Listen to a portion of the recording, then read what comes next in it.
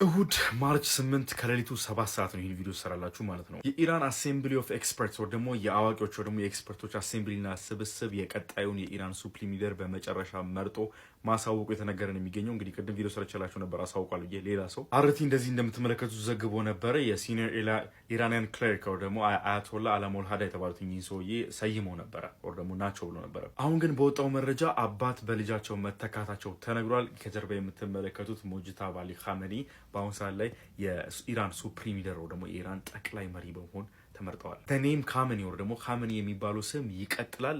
የአባታቸውን ቦታ ድርሻ ተረከበው ኢራንን በሱፕሪም ሊደርነት ወይ ደግሞ ኢራንን በጠቅላይ ገዥነት ያስተዳድራሉ ተብሏል። መልካም የስራ ዘመን እንመኛለን ወይ ደግሞ እመኛለሁ። መልካም የስራ ዘመንን እንግዲህ ከአባታቸው የባሱ ናቸው። እሳቸው በጸረ አሜሪካና በጸረ እስራኤል አስተሳሰባቸው ከአባታቸው የባሱ ናቸው ይባላቸዋል። እንዴት ፕሌይአውት እንደሚያደርግ እንትናቸው ምን ይመስላል፣ አመራራቸው ምን ይመስላል አብረን የምንመለከት ይሆናል። መልካም ምሽት፣ ደህና እደሩ።